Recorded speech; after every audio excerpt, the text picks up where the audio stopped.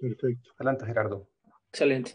Bueno, muchas gracias a todos los asistentes que nos están siguiendo por redes, a toda la gente que nos está también siguiendo a partir de los múltiples canales que estuvimos difundiendo el evento. Les damos la más cordial bienvenida al evento que nos convoca hoy, que es parte de un libro que está presentando el maestro Celso Garrido, referente a México en la fábrica de América del Norte y el nearshoring. Agradecemos, por supuesto, también el apoyo de la Unidad de Comercio Internacional e Industria de la sede subregional de la CEPAL en México, que nos está apoyando, por supuesto, en la presentación de esta obra que estamos presentando hoy. Bien, entonces con ello damos por comienzo. Quisiera un poco presentarme primero como moderador que voy a estar dándole seguimiento a este evento. Estaré presentando al maestro Celso Garrido. Tendremos ahí 45 minutos y estaré dando sobre todo tiempo de unos minutos antes para estar terminando los comentarios también de los amables comentaristas que nos acompañan en esta obra. Entonces comenzaré haciendo la presentación del maestro Celso Garrido. Bien, el maestro Celso Garrido es profesor e investigador del Departamento de Economía, es maestro en Economía por el Centro de Investigación y Docencia Económica y candidato a doctor por el posgrado de Economía en la UNAM. Es profesor distinguido de nuestra universidad. A lo largo de casi 4 décadas, el maestro Celso Garrido ha impartido cursos a nivel licenciatura y también posgrado. Ha sido jefe del área de investigación, empresas, finanzas e innovación, donde se ha formado como experto en temas de empresas, finanzas e innovación. Ha realizado estudios para la CEPAL, para el Banco Interamericano de Desarrollo, para el CELA, donde ha llevado a cabo diferentes trabajos sobre cambio estructural en México y particularmente también en las economías de América Latina, donde ha publicado más de 19 libros y más de 70 artículos sobre estas temáticas. Actualmente investiga efectos de la sociedad digital sobre las universidades y está impulsando esta temática, la vinculación de las universidades con las empresas y con los actores productivos, así como también la economía circular y el desafío que implica para las universidades en el marco de los objetivos de desarrollo sostenible.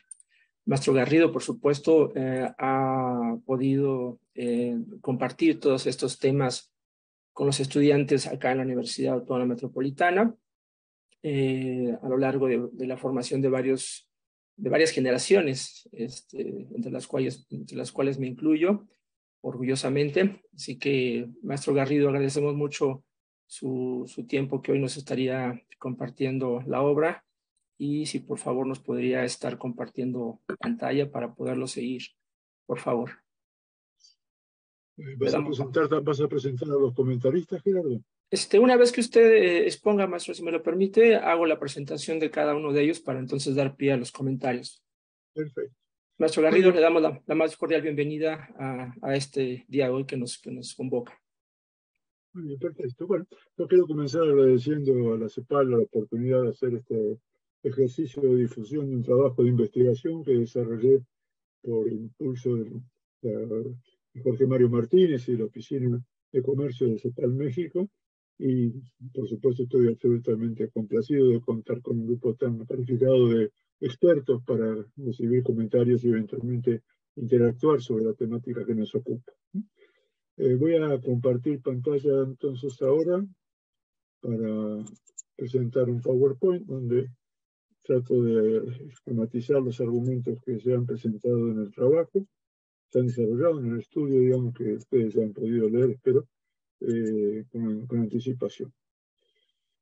Bueno, muy bien. Esta es la temática que nos convoca. Este fue el motivo de la investigación. En principio quiero recordar cuál fue el motivo del estudio y el enfoque con que desarrollé este estudio, digamos, ¿no? En principio ocurría ya desde hace un par de años un comentario con Jorge Mario Martínez una temática que se estaba presentando en México reiteradamente a propósito de cuál iba a ser la perspectiva de México en el contexto del procesamiento de la crisis de la globalización detonada en el 2008. En particular, hay un tema reiteradamente mencionado en los medios, en el ámbito de especialistas, sobre que la crisis estaba generando una relocalización de inversiones globales, en lo que en su aspecto más determinante estaba mencionado como nearshoring. Lo explicaremos un poco más adelante el concepto, digamos, ¿no? Entonces se planteaba la pregunta de cuál era la ventana de oportunidades que esto ofrecía para México, y este fue el objetivo de la investigación, digamos, ¿no? La discusión sobre el análisis sobre nearshoring se estaba planteando en términos fundamentalmente coyunturales, en muchos sentidos anecdóticos, a referencias ocasionales, pero no había una reflexión de fondo sobre la naturaleza del problema del nearshoring en general y el caso de México en particular. Por eso decidí yo abordar este estudio con una perspectiva histórica de carácter evolutivo y enfoque sistémico para captar el fenómeno de nearshoring de conjunto en la interacción de México con el proceso de globalización en el cual había participado. Entonces este es el gran encuadre, digamos. Para hacer esto, el estudio lo estructuré en 4 grandes campos, digamos. Primero que nada, me interesé por tematizar cómo comprender el proceso de la globalización desde la perspectiva de entender a esta como una producción capitalista fragmentada y distribuida. Sobre la base de esto, en una segunda sección del trabajo, lo que abordé fue la consideración del fenómeno de la crisis de la globalización desde el 2008 y cuáles son las tendencias de evolución de este modo de organización de la economía global. En tercer lugar, entonces finalmente desemboqué en la consideración del caso de México, que a lo largo de la investigación encontré que tenía una singularidad de situación respecto a muchos otros países en su posición dentro de la globalización y que hacía efectos sobre las conceptualizaciones también del nearshoring en México, sobre lo cual voy a comentar a continuación. Y cierro el estudio haciendo análisis dentro del papel en el México, el análisis de México dentro de lo que coloquialmente, metafóricamente, hemos denominado como la fábrica de América del Norte, para identificar tendencias y oportunidades que esto le ofrece al país. Voy a desarrollar entonces estos conceptos. En primer lugar, la globalización como producción capitalista fragmentada y distribuida geográficamente, este es el modo general en que en la literatura que se especializa en el tema es caracterizado este fenómeno.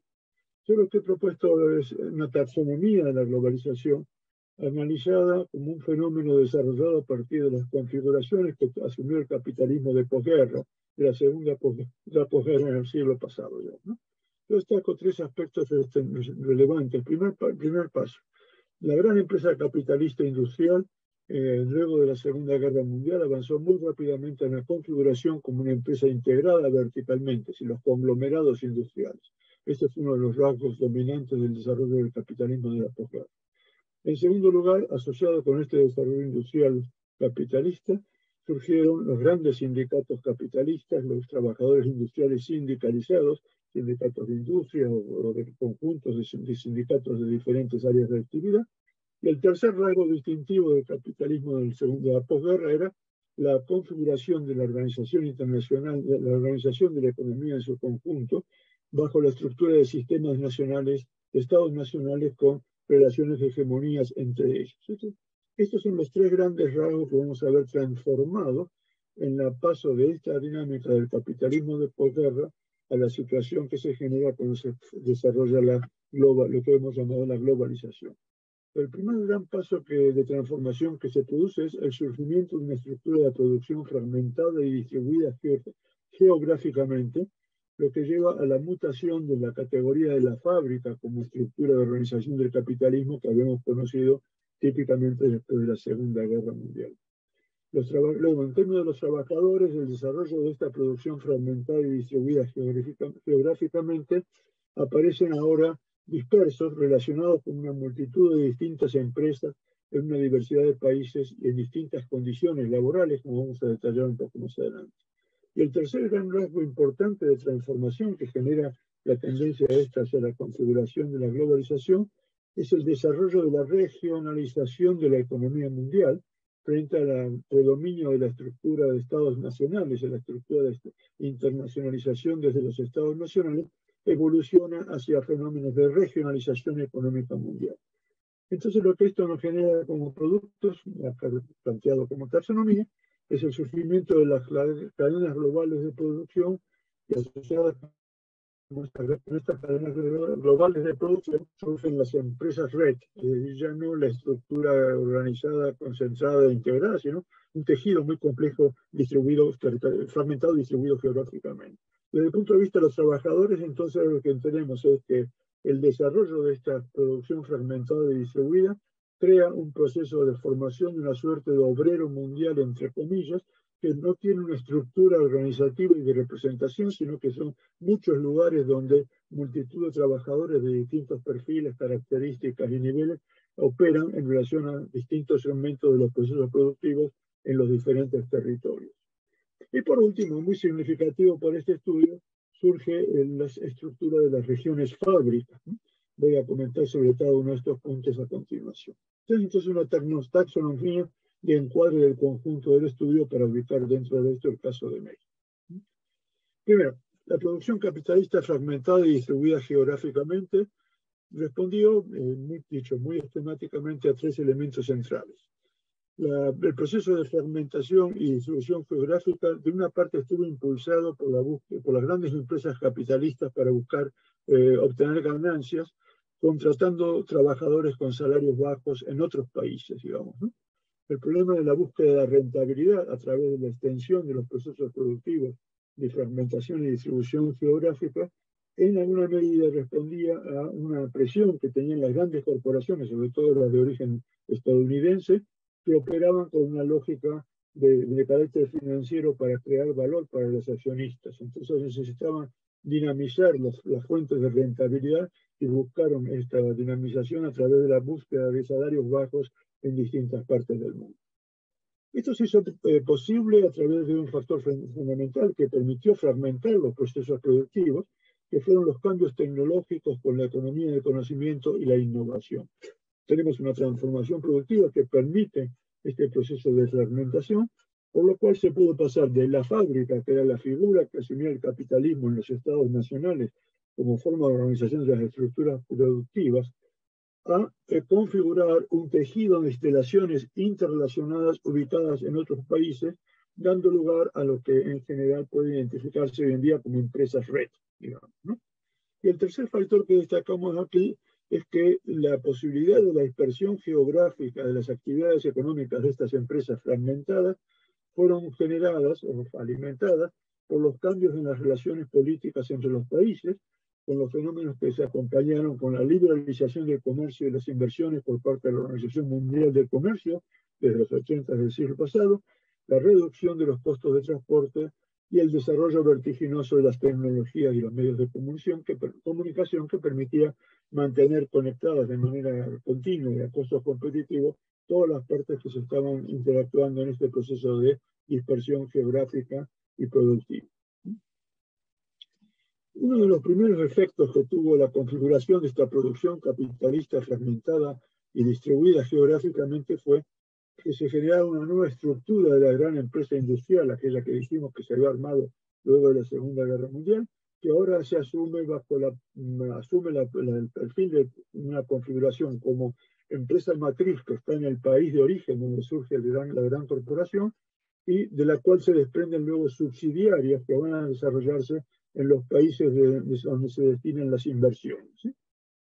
Este fenómeno de la desestructuración de los procesos productivos y la dispersión en el territorio de esas actividades en distintos países generó una nueva dinámica de relaciones entre los países para la industrialización global. Esta es una tesis de Baldwin que argumenta que en realidad la globalización significó un proceso doble, un proceso de dispersión de la industria hacia los países en desarrollo, desde los países desarrollados, fundamentalmente de los grandes países sede, de las matrices donde operaban las grandes corporaciones, en los cuales se produjo a partir de esta exportación de procesos productivos a través de la fragmentación y la distribución territorial de esos fragmentos productivos, una dinámica de desindustrialización de los países desarrollados. el país sede, como llamamos en adelante, el lugar de donde surge la dinámica de creación de las cadenas globales de producción y las cadenas globales de valor. La contrapartida de esto en la tesis de Baldwin es que esta desindustrialización de los países desarrollados fue acompañada, motorizó la industrialización de los países fábricas, que son los países que reciben estos procesos de industrialización de las empresas que exportan parte de sus procesos productivos hacia el exterior.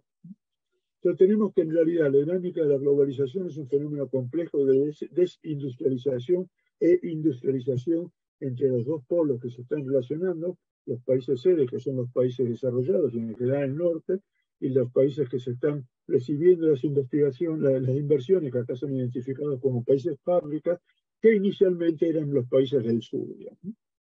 Entonces, esta transformación de las relaciones económicas entre los países también impacta en la transformación en la naturaleza del comercio internacional y en las relaciones internacionales entre países. Entonces, lo que se destaca en la literatura es que la fragmentación de los procesos productivos lleva a que el comercio se modifique de ser un comercio de bienes a un comercio de tareas. ¿Sí?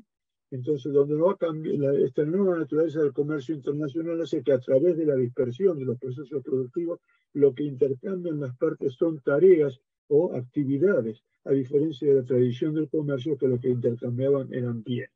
Esto va a generar entonces una especie de dinámica de relación entre trabajo complejo en los países desarrollados versus trabajo poco calificado en los países fábricas que reciben las inversiones en la configuración de estas estructuras transnacionales. De conjunto, esto se hizo posible a partir de la operación de un marco amplio de tratados de libre comercio que fueron construyendo las redes legales y jurídicas para poder establecer esta forma de relación transformada de comercio. El mismo Baldwin habla de la sopa de fideos que genera un tejido muy amplio de tratado de libre comercio en todos los países a nivel mundial, mediante los cuales hizo posible el desarrollo de nuevo tejido productivo, como estamos comentando. Entonces, lo que tenemos como resultado de esto es que la producción fragmentada, fraccionada y distribuida geográficamente puede ser identificada a través de tres dimensiones básicas, digamos, ¿no? Las cadenas globales de producción, que enfatizan fundamentalmente los fenómenos productivos, las cadenas globales de valor, que se refieren fundamentalmente a la dinámica de relaciones de movimiento del valor, de la producción y circulación del valor en las relaciones de comercio, y por último, relacionadas con las dos primeras, las cadenas globales de suministro y de logística, que finalmente viabilizan la dinámica de estas otras dos cadenas globales que acabo de mencionar, y que son las que hoy están en una parte del escenario central de la discusión a partir de la crisis de la globalización en adelante. Entonces, de conjunto, esto nos lleva a poder identificar qué estamos hablando como empresas globales. Ahora hablamos de empresas redes que tienen una estructura básica, una empresa matriz en un país del cual uno de los grandes países desarrollados, donde se han formado otras empresas matrices que exportan inversiones hacia filiales o subsidiarias y de las cuales luego se desprende un tejido de subcontratistas. Entonces, el tejido empresarial que apoya o que sostiene el proceso de la globalización genera una interrelación de subsidiarias de entidades que van configurando las distintas etapas del proceso productivo, comercial, etcétera, digamos. Entonces, esto crea, junto con las transformaciones en el mundo de la empresa, una transformación en las relaciones económicas entre los países, digamos, ¿no? Teníamos la vieja división internacional de trabajo entre países, y de ella evolucionamos hacia nuevos roles de la posición de los países en las cadenas globales de producción. Entonces hablamos de lo que, siguiendo esta metodología de Baldwin, que nos apoya para esta reflexión, la existencia de países sede. Los países sede son los países donde se encuentra la matriz de la corporación que les genera la cadena de producción fraccionada y distribuida.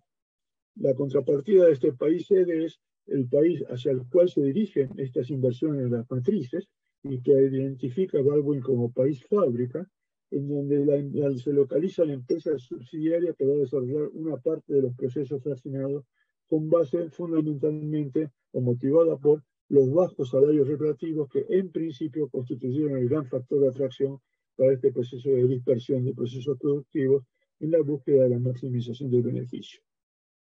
Entonces tenemos una producción distribuida y regionalización de la globalización que va a dar lugar a una globalización estructurada de manera regional, ¿sí? Entonces, lo que nos propone esta literatura es que en realidad la globalización puede ser leída bajo la lógica de regiones fábricas, tres grandes regiones fábricas que son la forma con que se estructura la globalización económica.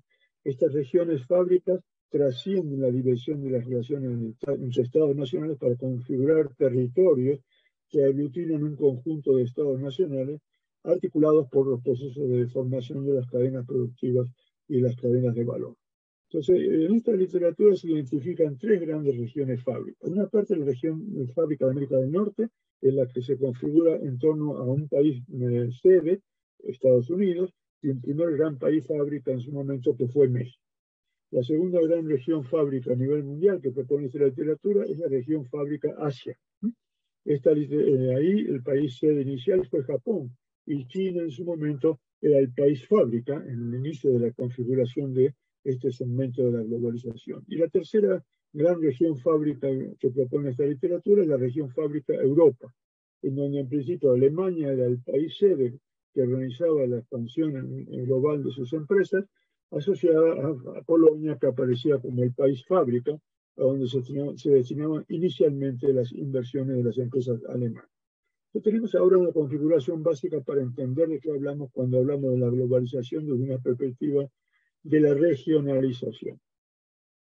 Entonces, tenemos tres grandes regiones, las fábricas de América del Norte, con su corazón Estados Unidos como el Estado-nación que organiza la fábrica Europa, que tiene a Alemania como el Estado-nación, que es el corazón de la región de la globalización Europa, y la fábrica Asia, que inicialmente había tenido a Japón en el corazón de su configuración, pero que ahora está dominada por la importancia de China como el país sede dominante de toda la estructura.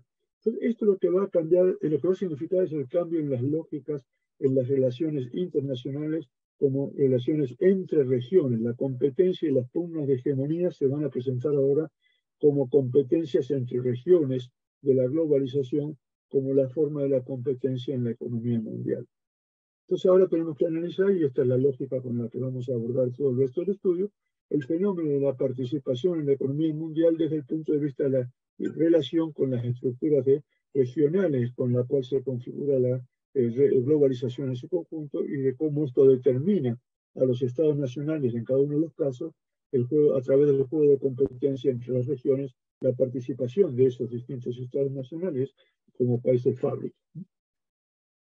Entonces, la configuración global que encontramos de esta forma de ver la globalización es que tenemos la región como unidad de análisis, el país sede como otra unidad de análisis, en donde a su vez se encuentra la matriz como lo que constituye el corazón de la globalización en las tres grandes regiones fábricas. Entonces, tenemos la país sede, que a su vez exporta subsidiarias al país fábrica.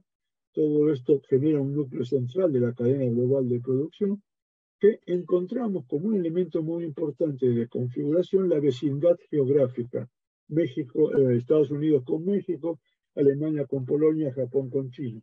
Hubo un factor ahí de vecindad que va a ser un factor de relevancia para nuestra explicación del papel de México en el conjunto de la globalización. Junto a estos grandes núcleos tenemos los otros países fábricas que se van sumando a estos núcleos centrales de las tres grandes regiones. Entonces, esto va a afectar la relación del país sede con la país fábrica dentro de la región fábrica. Esquematizamos acá de la siguiente manera. En el país sede, que es el que exporta los procesos productivos y dispersa fragmentadamente en distintos territorios, este fenómeno tiene un efecto importante de desindustrialización que ya habíamos destacado en el planteamiento de Baldwin, ¿sí?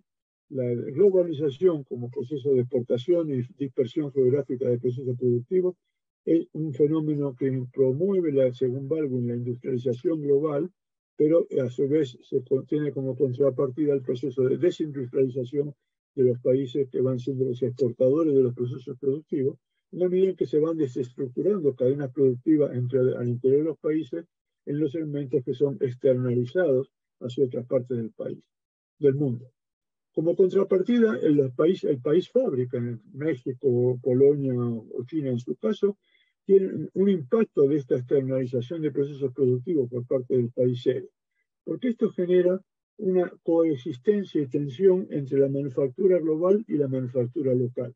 En los tres casos, tanto México como Polonia, China tenían una cierta dinámica de desarrollo de manufactura local, pero la llegada masiva de estos procesos de exportación de procesos productivos manufactureros en las cadenas globales de producción va a generar lo que identificamos como un nuevo dualismo estructural dentro del país fábrica, digamos.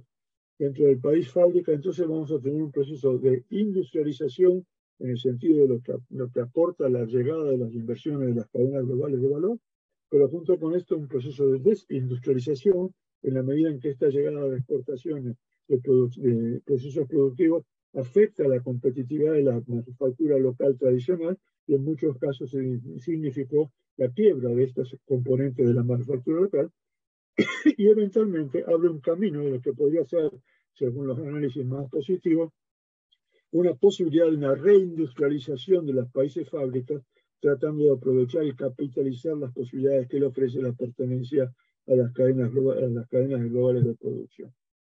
Y hay el último factor que debemos de destacar de esta relación entre país sede y país fábrica, es el fenómeno de vecindad que ya mencionamos anteriormente. Hay una literatura que analiza la globalización desde el punto de vista del concepto del acoplamiento estratégico. Es decir, la literatura de geografía económica encuentra que la relación entre país sede y país fábrica crea una articulación de largo plazo entre ambos que genera lo que se denomina en esta literatura como acoplamiento estratégico. El acoplamiento estratégico es una categoría relevante de este estudio porque permite comprender que estas relaciones país-sede, país-fábrica en el núcleo central de la globalización van a llevar a la creación de un sistema productivo común entre ambos países. Es decir, se crea un nexo de largo plazo entre ambos integrantes de cada una de las regiones, México con Estados Unidos, Alemania con Polonia, Japón con China, digamos, ¿no? Y esto va a ser la base del surgimiento de las regiones fábricas de las que hemos estado hablando. Este es un concepto fundamental para el argumento de este trabajo.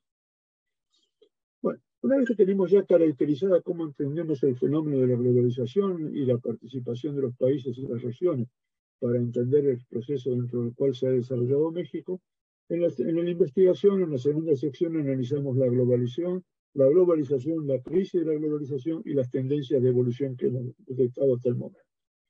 Bueno, en principio, de una manera muy esquemática, hablamos de la globalización y sus tendencias en el sentido de lo que en la literatura se llama la segunda globalización. Digamos. Hay un análisis muy interesante en donde se destaca que en realidad lo que hemos estado llamando la globalización en los procesos de los 70 en adelante fue la segunda globalización del capitalismo, porque hubo una primera globalización desarrollada a comienzos del siglo XX, a fines del siglo XIX y comienzo del 20, digamos, ¿sí? En donde, perdón, creo que se me ha cortado la presentación, acá está. Sí, teníamos una primera globalización a comienzos del siglo XX, marcada por la expansión del capitalismo de gran industrial, y ahora estamos en realidad en una globalización que es la segunda gran globalización del capitalismo, que responde a fuerzas mucho más complejas y profundas que la que generó la primera globalización. Entonces, la fase inicial de la globalización, de esta segunda globalización, la identificamos dentro de la década de los 70 y se desarrolla hasta los 90 del siglo pasado y tuvo como motor inicial de la expansión de esta globalización la acción de las empresas estadounidenses, acompañadas luego por las empresas alemanas, japonesas, etc. ¿no? Esta fase que se desarrolla entre los 70 y los 90 encuentra un cambio importante a partir de los fines de los 90 y en el curso de los 2000, en cuando la globalización se desarrolla con un ritmo crecientemente acelerado, ¿sí? En lo que se da a llamar en la literatura como la hiperglobalización, que se desarrolla desde los 90 hasta el 2008. Esta hiperglobalización estuvo marcada por un signo extremadamente determinante para entender la crisis, porque esta hiperglobalización implicó un extraordinario fraccionamiento y extensión geográfica de las cadenas de producción, creando una creciente fragilidad en estas cadenas productivas en la medida en que se extendían cada vez a regiones más remotas y con lapsos cada vez más débiles entre los componentes de la cadena, lo que habría que hacer que cualquier desequilibrio en los procesos de reproducción de este tejido tan complejo llevara a una dinámica de detonación de desajustes o eventualmente de desacomodos en las asignaciones de recursos de graves implicaciones. Entonces, la crisis del 2008 responde a distintos factores, digamos, ¿sí? Pero tenemos que los factores determinantes de la crisis del 2008 van a estar naturalmente los procesos de la crisis financiera y luego la crisis comercial que acompaña a la crisis financiera, que pone en riesgo o sacude todo el tejido de estas relaciones globales y empieza a generar un desequilibrio creciente que se va a traducir en una dinámica de reacomodo en la operación de los procesos de inversión que se estaban desarrollando entre y al interior de las distintas regiones fábricas en la globalización. Vamos a tener que en la dinámica de la creación de las regiones fábricas en la globalización, primero la creación de las regiones fábricas estuvo dominada por la fábrica de América del Norte, porque en principio, obviamente Estados Unidos era la potencia dominante al final de la Segunda Guerra Mundial, y desde allí promueve el lanzamiento de esta forma de evolución de las empresas capitalistas. Pero luego se van desarrollando, como señalamos, las regiones fábrica Europa y la región fábrica Asia, que se van a acelerar cuando China ingresa a la Organización Mundial del Comercio y potencia la consolidación de la región fábrica Asia y cambia la lógica de la competencia de regiones fábricas a nivel mundial. Un segundo factor de cambio endógeno en la dinámica de la globalización que tiene que ver con los efectos que tuvo el desarrollo de las cadenas globales de producción en la formación de los salarios relativos entre los países, digamos. Como hemos señalado al comienzo, la diferencia de salarios entre los países desarrollados y los países en proceso de desarrollo fue uno de los grandes factores de atracción de la inversión para este proceso de globalización. Sin embargo, esto se fue transformando dinámicamente cuando por efecto de la oleada creciente en la hiperglobalización de inversiones hacia esos países destinatarios en algunas de las regiones fábricas, particularmente en China, van creando presiones que generan estímulos para incentivar aquellos salarios básicos y cambian entonces las relaciones, las posiciones relativas de los países, en la que tiene que ver con salarios entre las distintas áreas geográficas, cambiando por lo tanto las capacidades de participación competitiva de los países fábricas dentro de las regiones fábricas o entre regiones fábricas, como es el caso de México, digamos. Entonces tenemos finalmente el gran colapso de la globalización que yo mencionaba anteriormente, determinado primero por la crisis del crédito del subprime en Estados Unidos en el 2007 y luego la crisis del comercio mundial desde el 2008. Y esto crea, estas dos crisis detonan un proceso de freno de la dinámica de la globalización. Se desacelera la dinámica de las cadenas globales de producción, se produce un bloqueo de las cadenas globales de suministro que ponen en conjunto toda la estructura de la economía global en riesgo. Frente a esto, entonces, se generaron tres visiones básicas. ¿Qué iba a pasar con la globalización, con el estallido de la crisis del 2007-2008? Hubo una corriente que auguró que esto implicaba el fin de la globalización, predominantemente con enfoques de carácter nacionalista, que señalaban que la globalización había sido extremadamente negativa y que la crisis iba a llevar a un regreso a la estructura de los estados nacionales y a la desestructuración de estos tejidos de relaciones entre los países de carácter global. Luego otras corrientes argumentaron que se trataba de una detención temporal de la dinámica de la globalización y que era esperable que en el futuro hubiera un relanzamiento, eran visiones de agentes que impulsaban la pro-globalización. Y por último, hay algunas corrientes que han estado hablando de que estamos en una etapa que se ha entrado por una fase de globalización lenta, el slow globalization, enfoques pragmáticos en donde dicen que la globalización se va a sostener, va a ser más lenta y va a tener procesos más complejos de desarrollo en el futuro. Todo esto se vio complejizado de una manera extraordinaria con el gran viraje político que significó la consolidación de propuestas de políticas nacionalistas anti-globalización en los países desarrollados, teniendo como base social a los sectores que habían sido desplazados por la desindustrialización en los países desarrollados, que habían llevado a miles de personas, millones de personas a quedarse sin trabajo, a desembocar a la generación de una nueva pobreza, a los pobres de los países ricos, en los sectores que habían desaparecido, los procesos productivos que habían sido exportados hacia los países en desarrollo. Entonces, abordamos ahora finalmente el territorio central de este estudio, que es que esta crisis de la globalización lleva a la necesidad de decidir relocalización de las inversiones globales que se procesa desde 2008. En general, el proceso de localización de inversiones globales es identificado en la literatura, inversiones productivas internacionales, como el offshoring, digamos, ¿sí? Sacar del país inversiones a otras regiones. Y en esto hubo 3 o 4 visiones básicas. La primera, la que apostaba porque la crisis iba a significar a que los que habían exportado sus inversiones a regiones muy remotas y desestructurando grandes cantidades de los procesos productivos, iban a replegarse a los países sede, iban a retraer las inversiones a los países originales. Esto no ocurrió en gran magnitud y en función básicamente de los costos que significaba volver a traer a los países originarios las inversiones, y se mantuvo relativamente bajo, aunque sí se presentaron fenómenos de retorno de las inversiones a los países originarios. Esto se refiere fundamentalmente al fenómeno de reshoring, ¿sí? Como se llama llamar. Alternativo al fenómeno del reshoring surgió el que nos ocupa en este estudio, que es el de nearshoring, digamos, ¿no?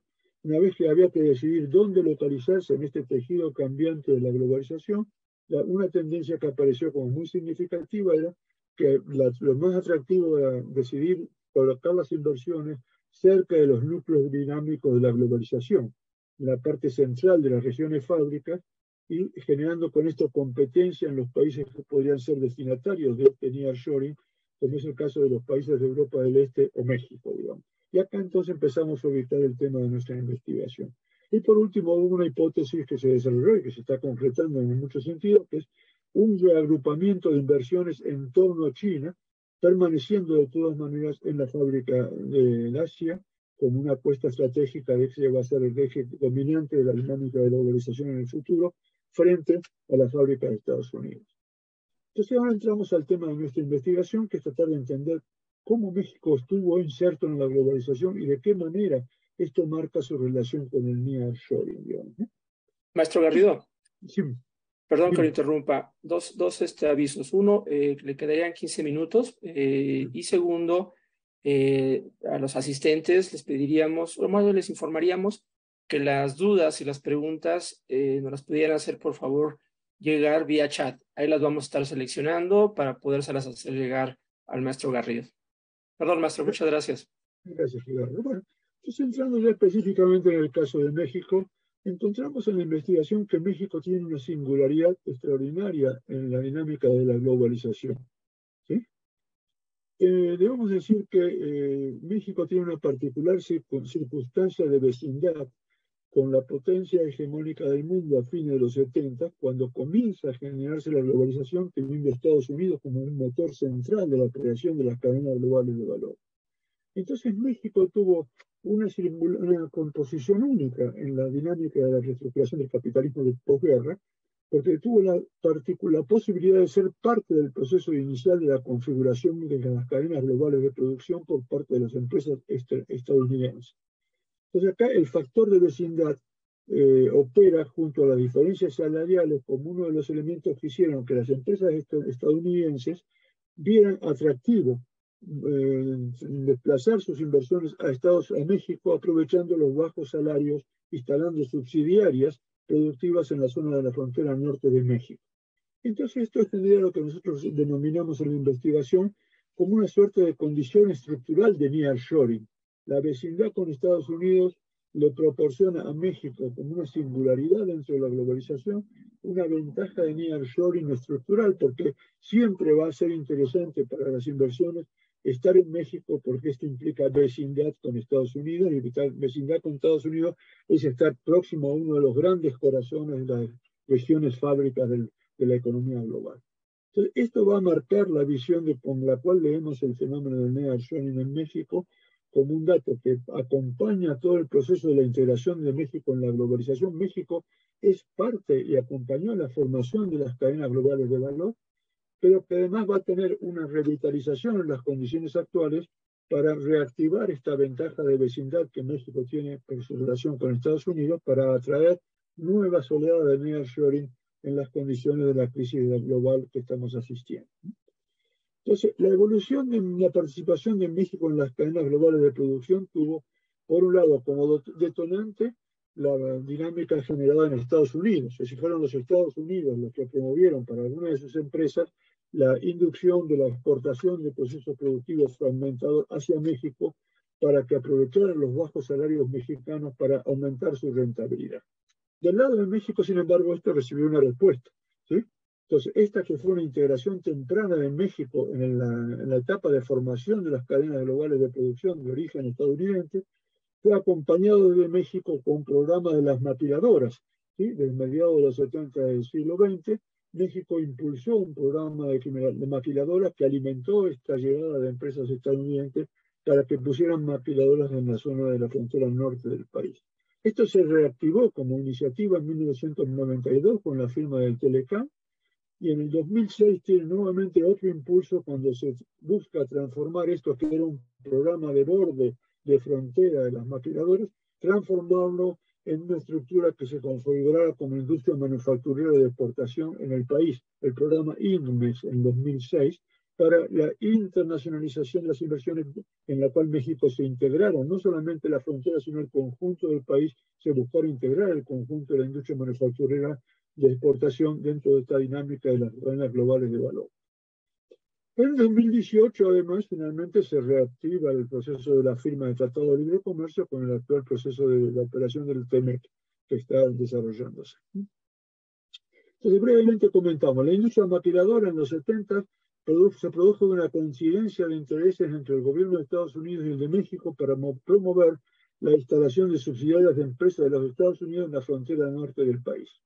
Del lado mexicano, esto de origen, esto que acabamos de mencionar como programa de maquiladoras, pero en contraste, y es muy interesante haberlo rastreado, es el hecho de que el gobierno estadounidense promovió la formación de estos programas de exportación de empresas maquiladoras subsidiarias hacia México, a pesar de que esto en Estados Unidos provocó reacciones por parte de los grandes sindicatos y de algunos sectores políticos, porque veían ya el desafío que implicaba esta exportación de procesos productivos como amenaza de desindustrialización de la economía norteamericana y de la creación de desocupación. Sin embargo, predominó la visión de la visión de exportación de los procesos productivos hacia México, y esto creció muy aceleradamente.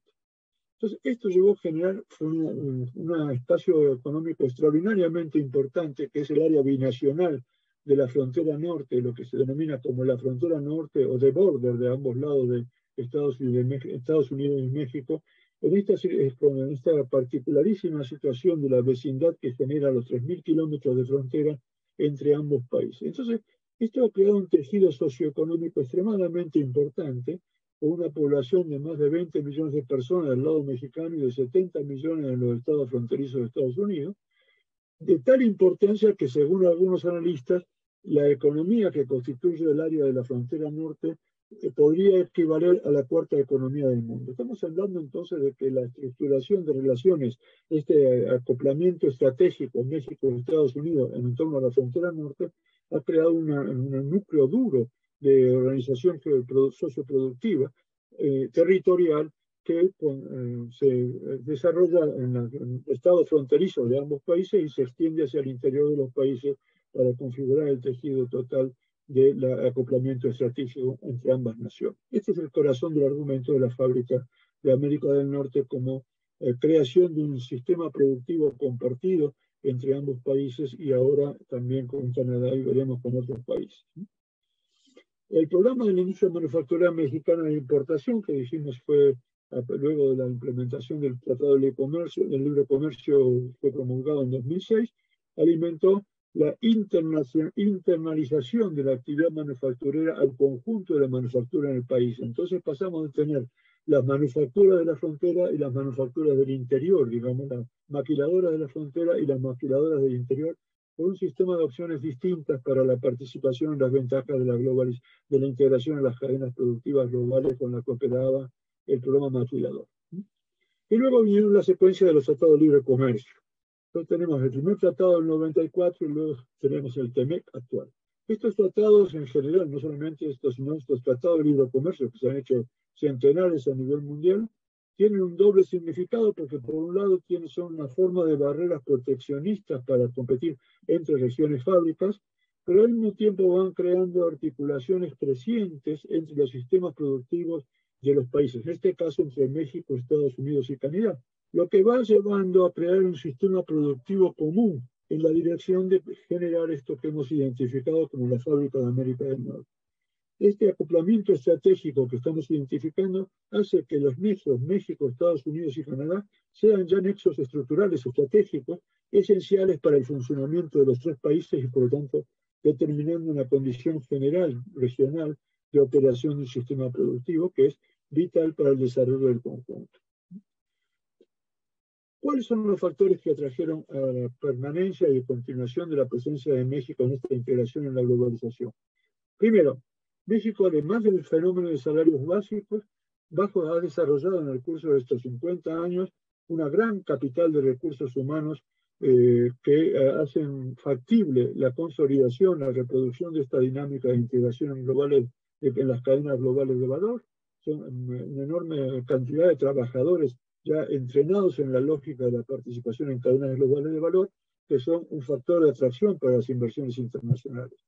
Y junto con esto, el país también ha desarrollado otro activo muy importante, que es el tejido de servicios logísticos locales, digamos, ¿no?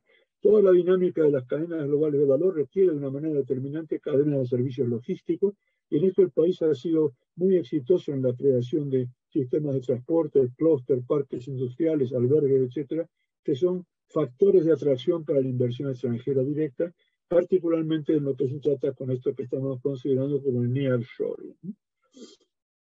Sin embargo, el resultado final de todo esto, lejos de la promoción que se tenía, de la expectativa que se tenía de que hubiera una especie de spillover del fenómeno de la inversión extranjera a través de las maquiladoras, se ha desarrollado en una dirección que en principio se ha polarizado en torno a algunos sectores industriales, particularmente como se muestra en esta gráfica, el sector automotriz que predomina en la dinámica del comercio internacional de México, frente al decaimiento del sector petrolero, que había sido el que determinaba las relaciones internacionales en los 70 del país. Ahora la economía parece fuertemente dominada por su inserción en las cadenas globales de valor y particularmente en las cadenas automotrices, pero también las otras son determinantes. Y todo esto fuertemente direccionado hacia la economía estadounidense. Entonces, esto crea en la economía mexicana, en lo que ya hemos mencionado, como una nueva forma de heterogeneidad estructural en la economía nacional, ¿no? Porque tenemos por un lado lo que significa el desarrollo de las cadenas productivas globales que están presentes en el país, que detonan toda una parte de la estructura manufacturera nacional al nivel o a las condiciones de la competencia global, y junto a la cual se encuentra la formación de la tradicional forma de la manufactura local, que no se parece verse beneficiado de una manera significativa de un spillover por parte de esta inversión extranjera directa. Entonces acá se plantea un problema de política pública de la mayor importancia, que es cómo se resuelve la articulación entre la coexistencia de dos sistemas económicos cuando en un país, como en el caso de México, se introduce de una manera determinante en cadenas globales de valor muy exitosas, al mismo tiempo que subsiste la estructura manufacturera tradicional, que no logra integrarse con estas cadenas productivas globales, ¿sí? Hay que recordar que estamos hablando de un fenómeno, un proceso de inserción en las cadenas globales de producción de México, en el mismo proceso en que estaba desarrollando el proceso de la industrialización sustitutiva, cuando se hablaba del caso exitoso de la economía mexicana con la economía promovida por la industrialización sustitutiva. Esta dualidad no ha sido adecuadamente resuelta. Hay distintas respuestas internacionales. Menciono acá el caso de Vietnam, que parece haber sido exitoso en cómo articular esta heterogeneidad para generar un desarrollo de un spillover positivo para la internacionalización y para el desarrollo de manufactura local. Este todavía es una tarea pendiente para México, según creo yo. Y ahora entonces cerramos la reflexión ya sobre cómo vemos a México en la fábrica de América del Norte, las tendencias y los desafíos. Maestro Garrido, perdón que lo vuelvo a interrumpir. Tendría 7 minutos, por favor. ¿Cómo? Tendría 7 minutos para poder... Sí, ya estoy terminando. ¿Sí? Muchas gracias, maestro. Bien. Entonces, el cuadro que presentamos como cierre de esta investigación es que la globalización en general está en un proceso de transición, con signos todavía muy poco definidos y diversos, en que está marcado por un proceso de competencia presente en las hegemonías entre las empresas, entre las regiones fábricas, particularmente entre Estados Unidos y China. En el caso de México, México tiene, como hemos tratado de destacar, factores propios que le hacen permanente el atractivo de su participación en los procesos de globalización. Pero la posibilidad de aprovechar estos factores positivos que tiene como factores propios México, creemos que está fuertemente determinado por las políticas gubernamentales que se desarrollen para aprovechar estas ventajas competitivas de México en la globalización, ¿sí? Opera en un contexto contrapuesto. México, por un lado, está la pugna entre Estados Unidos y China, y esto va a llevar a una tensión en las regiones fábricas, dentro de la cual México va a tener que tomar decisiones con su forma de participación en la fábrica de América del Norte, en su relación con Estados Unidos, con la que está indisolublemente articulado. Entonces, esto genera para México un panorama complejo, porque por una parte están las acciones que hace Estados Unidos en los conflictos con China, digamos, ¿no? Esto va a obligar a México a tomar respuesta frente a las acciones de Estados Unidos en la competencia con China, pero al mismo tiempo la propia región de América del Norte va a tender a convertirse en un sistema productivo regional más sólido, más estructurado, como el que hemos comentado, dado que hay una tendencia previsible a la consolidación de esta economía subregional que hemos llamado la Fábrica de América del Norte, que incluye no solamente los 6 grandes países de América del Norte, sino que se extiende a Centroamérica, el Caribe y parte de América del Sur. Entonces, la mejor opción para Estados Unidos lo que va a hacer es consolidar el sistema económico regional bajo su liderazgo. Pero acá lo que vemos es que operan fuerzas contrapuestas, ¿no? El gobierno estadounidense está desarrollando 4 grandes líneas estratégicas que tienen efectos distintos para México. Por un lado, está promoviendo la reestructuración del capitalismo industrial en los Estados Unidos, ¿sí? Entonces, lo que está haciendo es la reestructuración de las cadenas productivas dentro de Estados Unidos que se habían desestructurado con el proceso de la globalización. Esta creación de recomposición de las cadenas productivas estadounidenses crea una enorme oportunidad, creo yo, para México, para participar, dadas las ventajas de vecindad que tiene y de proximidad geográfica, para ser proveedor desde México en esas cadenas productivas, en esas cadenas de proveedores que están tratando de recomponer en Estados Unidos. La segunda línea de acción de Estados Unidos es una gestión problemática del Tratado de Libre Comercio, particularmente el TEMEC. ¿Sí? Porque, por un lado, Estados Unidos está promoviendo las relaciones con los socios de Canadá y México, pero al mismo tiempo lo hace desde la defensa de sus intereses nacionales, como es el caso de la industria automotriz. Entonces hay un juego de tensiones en las cuales el gobierno estadounidense trata de procesar cómo responder a los agentes internos para consolidar la economía nacional al tiempo que integra a sus socios estratégicos como son México y Canadá. Y después, la tercera línea de acción que encontramos muy importante es cómo Estados Unidos busca definir el alineamiento estratégico de México tras Estados Unidos frente a China. En el comienzo del 2021 se firmó un convenio complementario al TEMEC, que denominaron como Diálogo Económico de Alto Nivel entre México y Estados Unidos, en donde se estructuraron los acuerdos para que México se sumara a compartir esfuerzos comunes para fortalecer las cadenas de suministro y para controlar los flujos transfronterizos frente a amenazas externas, pues, implícitamente China, digamos, ¿no? Entonces se creó un acuerdo birregional particular dentro e independiente del TEMEC que condiciona las posiciones de México en el juego de competencia entre las regiones globales, que tiene efectos y condicionamientos para la dinámica del propio país. Luego, en última fecha, ha aparecido la ley Chips and Science, es la cuarta acción que destacamos, en donde la crisis generada en las cadenas de suministro en los semiconductores ha llevado a que finalmente Estados Unidos se vea enfrentado a desarrollar una industria de producción de semiconductores, promoviendo un enorme esfuerzo para articular esta industria, una inversión del orden de 52.700 millones de dólares para crear la manufactura generadora propia de semiconductores, áreas de investigación y desarrollo y formación de recursos humanos, lo cual abre una enorme oportunidad para México que todavía está en proceso de desarrollo.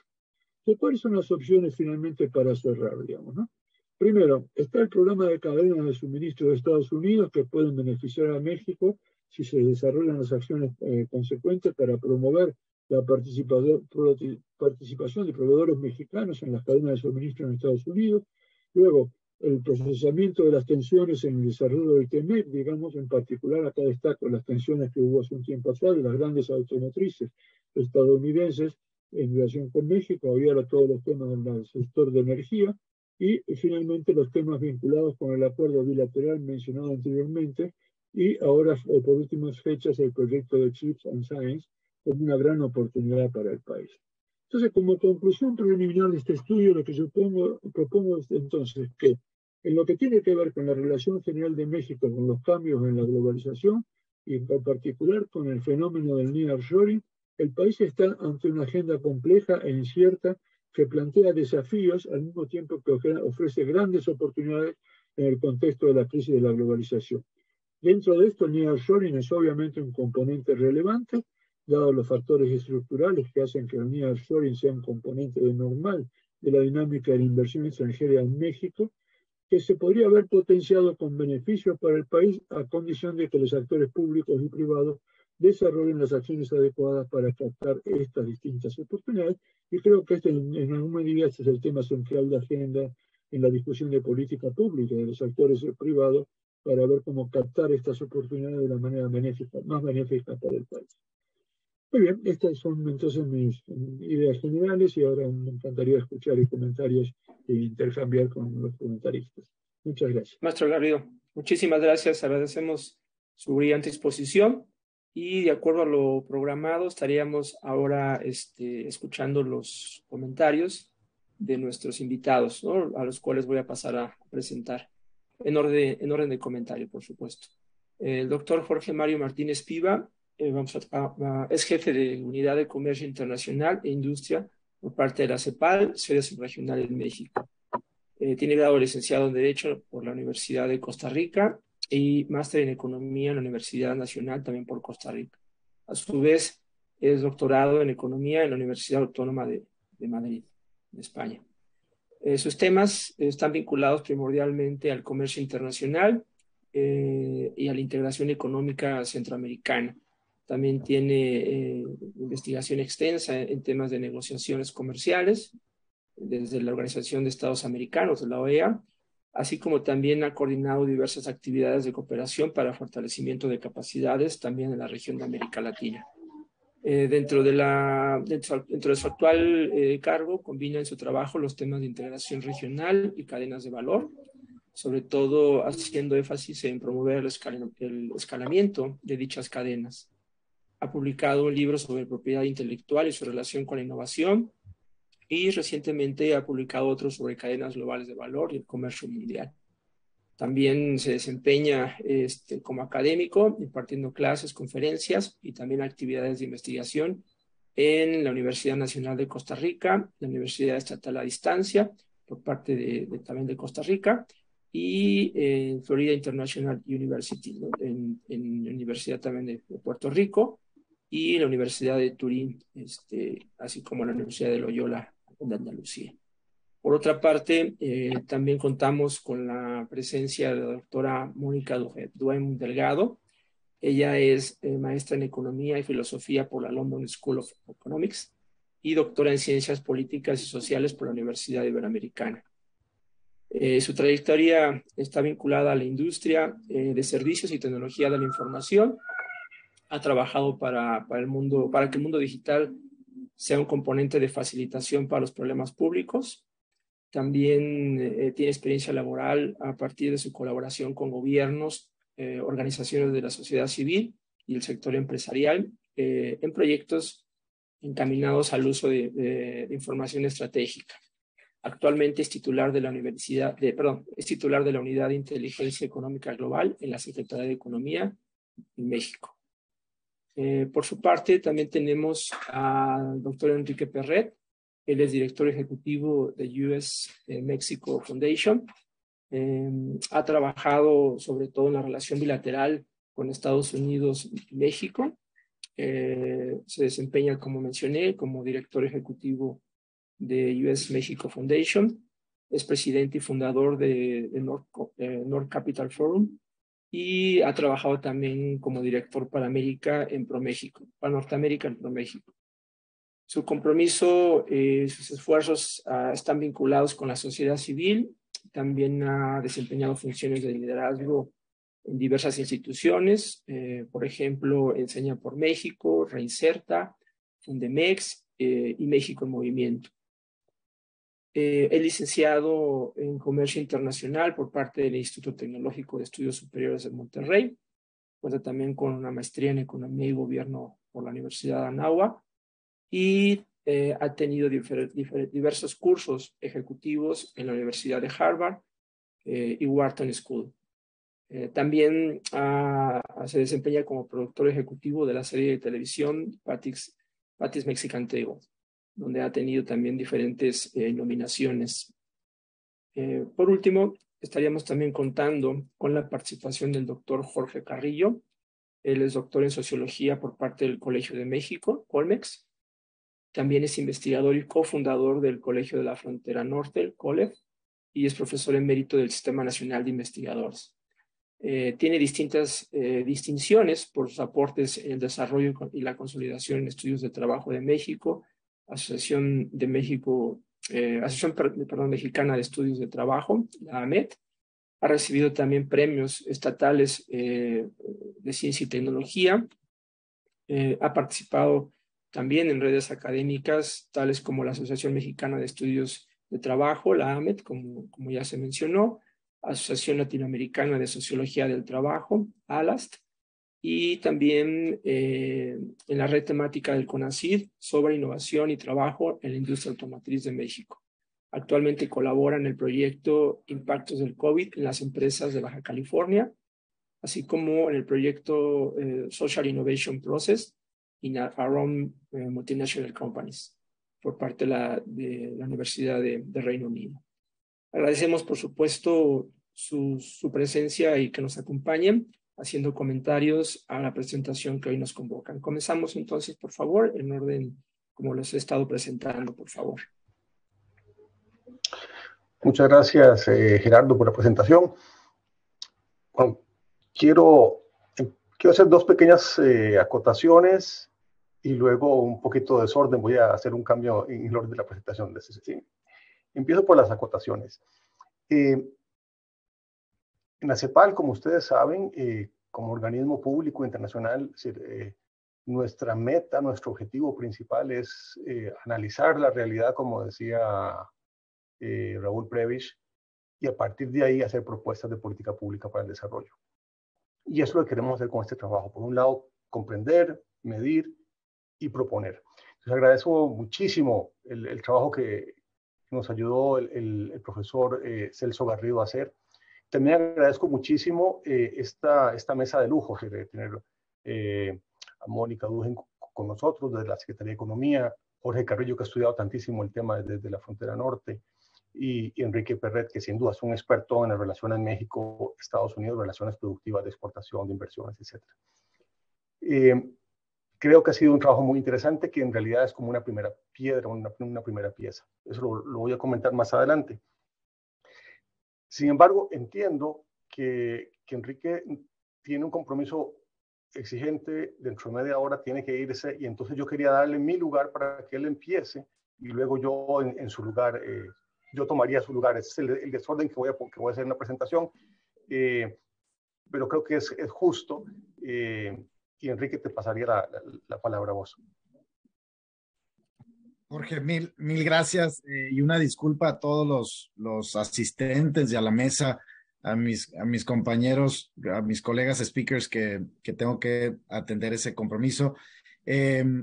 Celso, muchísimas gracias por la presentación. Pues vaya, muchos datos históricos que a veces son demasiado importantes de por qué estamos donde estamos, ¿no? Y por qué está sucediendo lo que está sucediendo y qué oportunidades tenemos ahorita. A ver, ustedes saben, yo soy director de la US Mexico Foundation. Recientemente hemos publicado algunos temas sobre en el contexto en el que estamos, las posibilidades que tiene México de convertirse o de integrarse mucho más a través de las cadenas de suministro a los Estados Unidos y a Canadá, vaya, y más allá de los países, al mercado, digamos, de consumo de muchos bienes. Podríamos hablar de automóviles, podríamos hablar de aviones, podríamos hablar de teléfonos celulares o podríamos hablar de máquinas profesionales para hacer ejercicio, ¿no? Podríamos hablar de múltiples productos que hoy no se están produciendo completamente o incluso en partes en México y que pudieran ser producidos en plantas mexicanas, ya sea de capital mexicano, plantas de capital mexicano o plantas de un capital extranjero que decide colocarse en México por esta relación que tenemos con Estados Unidos y Canadá. Ese yo creo que es lo que todos, al menos en México, quisiéramos ver, ¿no? Que llegara más inversión extranjera directa para producir un bien o un servicio que después se le venda a Estados Unidos o Canadá, también para el mercado mexicano, o que mucho capital mexicano pudiera ser invertido para que transforme estos productos, estas industrias, ¿no? Eso es lo que, vaya, a mí como mexicano y creo que a muchos de nosotros nos gustaría que pasara. Y la realidad es que está pasando en cierta medida y ha estado pasando en mucha medida, como el propio Celso lo mencionaba, tanto con la maquiladora como con muchas otras. Yo creo que el concepto de maquilador hoy en México, en muchas ciudades, en muchas regiones, cuando vemos Mexicali, cuando vemos Tijuana, cuando vemos la ciudad de Monterrey o su zona metropolitana, Juárez, Chihuahua, en Querétaro, en Sonora, en el Bajío, en muchas ciudades, ya no solamente es la maquiladora tradicional como la conocemos de los 90s, sino son procesos de manufactura súper avanzados, de muy alta calidad y de sueldos muy bien pagados y muy bien remunerados. Lo que nos gustaría es que sucediera a lo largo y ancho del país y en muchas otras industrias. ¿Qué es lo que estamos viendo nosotros como medida o como capacidad de aprovechamiento en lo que está sucediendo ahorita? Celso mencionaba el nearshoring, que probablemente se ha convertido en una de las palabras más usadas en el post-COVID por el tema de las cadenas de suministro. El término de nearshore en realidad se acuña en México, en Monterrey, por una firma mexicana que se llama Softec, en el tema de industrias de tecnología, en IT. Blanca Treviño y sus colegas, fundadores de Softec, competían particularmente contra la India en este proceso de offshoring versus nearshoring por llevarse contratos de firmas norteamericanas, principalmente en el back office, ¿no? En servicios de software, servicios de tecnología. India se convirtió en un hub, en un clúster de producción de software y de tecnología, dado principalmente los ingenieros que estaban graduando en su momento y principalmente la cantidad de personas dedicadas a esos productos de back office. Y sin embargo, Softec empezó a ganar algunos contratos con empresas como GE en Estados Unidos y acuñó este término de nearshoring. Hoy el término de nearshoring se aplica ya no solamente a la industria de tecnologías de información, sino a muchas otras industrias, ¿no? Principalmente lo vinculamos a manufacturas, pero arrancó como un proceso de servicio y creo que no debemos de olvidar ese proceso de servicio, porque los servicios van a ser principalmente, creo yo, los de mayor valor agregado, ¿no? Producción de software, diseño. Cuando hablamos de la industria de semiconductores, mucho del valor tiene que ver con el diseño, digamos, ingenieril del semiconductor o del chip, no solamente en la producción del mismo o en el empaque del mismo, sino mucho en el diseño, lo cual Intel, por ejemplo, está haciendo en Guadalajara. Y creo que ahí es donde estas oportunidades que se nos presentan. Ahora, nada más, un poco para terminar esta participación, nosotros acuñamos otro, junto con dos economistas de Michigan, americanos, profundizamos en un nuevo término al que le llamamos ally shoring. Y el Departamento de Estado habla ahora de un friendly shoring. Y creo que el Aspen Institute habla de un democratic shoring, ¿no? Y a lo que nos lleva es a pensar en que la proximidad ya no es suficiente, ¿ok? Hay otros factores que van a ser en este juego geopolítico regional de producción de bienes y servicios, hay otros factores que van a ser determinantes en un gobierno incidir en sus empresas para invertir o para encadenar el suministro de ciertas empresas. Y lo estamos viendo en Estados Unidos. Estados Unidos ha puesto barreras arancelarias principalmente a China, pero ha también impuesto otras barreras para producir un bien o para trabajar con empresas incluso de la India en temas tecnológicos, en temas de medio ambiente, en muchos otros factores. ¿Cuáles creemos nosotros que pueden ser esos factores determinantes? Uno, evidentemente, national security, seguridad nacional para los Estados Unidos, que le permita tener esa tranquilidad, que los bienes y los servicios que su mercado va a adquirir tengan... Doctor Perret, un minuto, sí. Perdón que lo interrumpa, un minuto, por favor. Sí, seguridad nacional, propiedad intelectual, yo creo que México tiene esa bondad y esa capacidad, al menos frente al mercado americano y canadiense, de no haber tenido un tema de propiedad intelectual mayor, lo cual China sí tuvo. Obviamente el tema de medio ambiente, y el cuarto factor son las nuevas tecnologías, coches eléctricos, telecomunicaciones, nueva plataforma de producción de aviones, entre muchos otros nuevas tecnologías. Ahí es donde yo veo, o nosotros vemos en la US Mexico Foundation, estos nuevos componentes o factores a tomar en cuenta para esta oportunidad de cadenas de suministro. Muchas gracias. Muchas gracias, doctor Perret, por su participación. Entonces pasamos, si está de acuerdo, al doctor Jorge Mario Martínez, y estaríamos nada más recorriendo un poco los tiempos. Estamos ahí viendo que hay alguna premura por la agenda. Entonces, si pudieran a lo mejor 5 o 7 minutos para poder estar cumpliendo con los tiempos. Por favor, doctor Jorge Mario Martínez. Muchas gracias, Gerardo. Yo voy a seguir haciendo desorden en la agenda y por lo tanto poniéndote en apuros. Cambiando el orden, yo sugeriría que yo ocupe el lugar de Enrique y que entonces ahora siga Mónica. Entonces, por favor, Mónica. Okay, muchas gracias. Adelante, doctora. Muchas gracias, Jorge, Enrique, pues maestro Garrido, muchas gracias, y creo que es un gran trabajo y una gran descripción de lo que está pasando. Creo que todos estamos viviendo ahorita un reordenamiento de las cadenas de suministro, queda claro.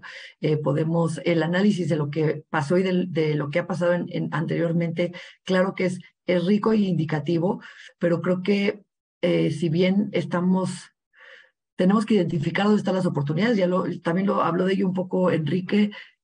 Creo que sí está claro, si bien no va a desaparecer la globalización, sí estamos viendo un reordenamiento, ¿no?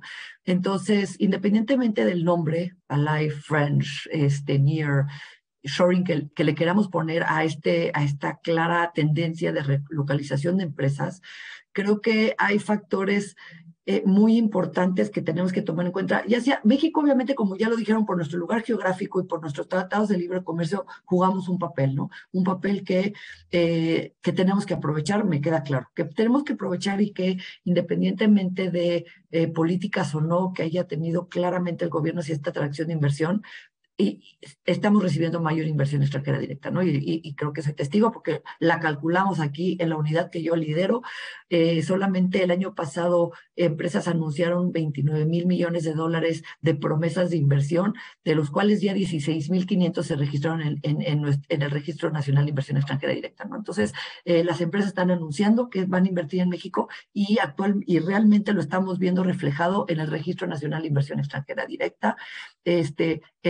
A términos reales, ¿no? Como bien saben, este semestre se registró uno de los mayores semestres de atracción de inversión extranjera directa, seguido por 2013, que es esta venta de modelo. Pero si hacemos el ejercicio en precios reales, también 2022 sigue siendo uno de los años más altos de inversión extranjera directa. Entonces, eso es claro. Pero yo creo que lo que también es muy importante y lo que están buscando los países, ahorita normalmente México competía con mercados como Indonesia, Malasia, Singapur. Ahorita yo creo que gran parte de nuestros competidores ya no son estos países asiáticos, porque la gente quiere estar más cerca, las empresas quieren manufacturar más cerca de sus clientes, o sea, quiere estar más cerca de, por ejemplo, USMCA, que es un mercado gigantesco, pero no forzosamente en México. Entonces ya estamos compitiendo con el norte de África, por ejemplo, que están muy activos en este esfuerzo de atracción de inversión, Europa Central, que está muy activa en este esfuerzo de atracción de inversión, porque también por el tema de la guerra Rusia-Ucrania, ¿no? Entonces, ¿qué es lo que sí creo que es importante? Es que mucho de lo que se está buscando ahorita es seguridad y transparencia. Entonces, ¿por qué la digitalización? Porque tenemos que estar seguros hoy que nuestras cadenas de proveeduría están en plataformas digitales donde todos tengamos información oportuna sobre las producciones, sobre las expectativas de producción, y no solo información oportuna también, sino segura y transparente. Entonces, muchos de los esfuerzos que tenemos que hacer como país, independientemente de las ventajas competitivas y de las ventajas que podemos tener, ¿no? Hablamos ahorita del CHIPS Act. Pues claramente el CHIPS Act trae oportunidades para México, ¿no? Y no solamente en diseño. Tenemos grandes capacidades en testeo y en empaquetamiento, no tanto, pero vaya, 60 billones de dólares se empaquetan en Asia, que podrían venirse a empaquetar a México dentro de la industria de semiconductores, que no requieren de capacidades tan sofisticadas como lo podría ser en el diseño, ¿no? O en el testeo. Tenemos capacidades que se pueden escalar y ya se está trabajando en ese sentido, ¿no? Pero yo creo que también las grandes cadenas de proveeduría lo que buscan es esta resiliencia, y esta resiliencia está basada también en información y en digitalización, ¿no? Yo quiero saber dónde está mi proveedor, yo quiero saber mi proveedor qué es lo que está haciendo y quiero información oportuna y en el momento. Entonces, creo que ahí, independientemente de nuestra localización geográfica, independientemente de los incentivos que podamos hacer, independientemente, tenemos que trabajar con la manufactura mexicana para que den este brinco hacia la digitalización y hacia la transparencia y seguridad, ¿no? La protección de datos es fundamental. Ahorita, si queremos realmente formar parte de esta cadena de proveeduría, tenemos que demostrar que tenemos esta transformación digital con datos seguros y certeros, ¿no? Porque eso es lo que estamos buscando. Gran parte de este ally y friendshoring, esta amistad o esta relación se basa en transparencia de datos y en compartir datos.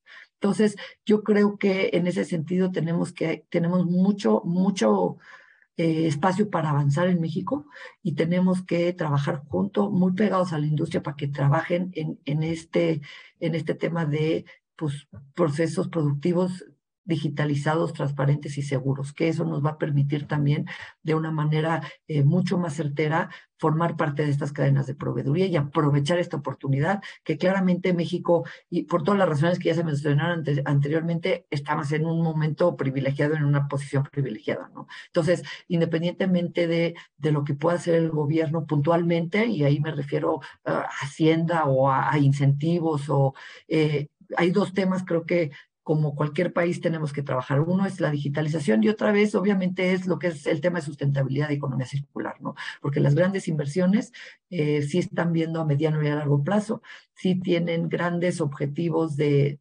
sustentabilidad y sobre todo esto de disminución de emisión de gases de efecto invernadero, que no van a poder lograr si no trabajamos en conjunto, ¿no? Yo no puedo asegurar la manufactura con energías renovables si no se presenta un ecosistema que permite desarrollar y producir con energía renovable, ¿no? Entonces, si bien el tema de la energía renovable lo podríamos poner un poco en mediano plazo, pero lo tenemos que trabajar hoy si queremos formar parte de estas grandes fábricas, como decía el maestro Garrido, ¿no? Entonces, yo simplemente cerraría mi comentario eso, felicitando por el trabajo, creo que es súper interesante, diciendo que es una realidad, obviamente se mide, lo vemos diario en el Registro Nacional de Inversión Extranjera Directa, está entrando la inversión extranjera directa a México, o sea, sí somos un destino de interés para estas inversiones, para estos capitales globales, para estas producciones, y tenemos que también como industria en México asegurarnos que trabajamos hacia ese sentido, ¿no? De transparencia, de digitalización, de protección de datos, porque va a ser fundamental en estas cadenas globales. Muchas gracias. Muchas gracias, doctora Mónica Duen. Agradecemos mucho sus comentarios. Y entonces, de acuerdo al cambio del programa, estaríamos dándole la palabra al doctor Jorge Carrillo. Por favor, doctor Jorge. Sí, muchas gracias. Bueno, pues buenos días, ¿verdad? Todavía. Gracias a Jorge Mario por la invitación para comentar un reporte de Celso Garrido, quien conozco desde hace muchos años. Bueno, es un reporte extenso, complejo, digamos, me gustó que integra la geopolítica con el análisis económico, enmarcado en una sociología económica y que toma como marco de referencia las redes globales de producción. Coincido que hay información, como ya se mencionó, muy valiosa y un análisis que nos permite entender este contexto del nearshoring, reshoring y sus corolarios, el offshoring y el onshoring. Y como dice claramente Enrique, la cercanía no basta y se hable también de otros términos como, por ejemplo, el rightshoring. Este tema en específico, digamos, por decirlo en un término de nearshoring, entendido como todo este proceso de cluster o offshoring, ha sido tratado por la literatura, como ya se sabe, desde hace mucho tiempo, y son preguntas fundamentales que se han hecho las empresas y que se siguen haciendo y se seguirán haciendo en un futuro. Entonces es muy importante, es muy relevante, digamos, este tema. Hace 16 años, un importante estudio del MIT, How We Compete, de Susan Berger, pues trataba perfectamente esta cuestión.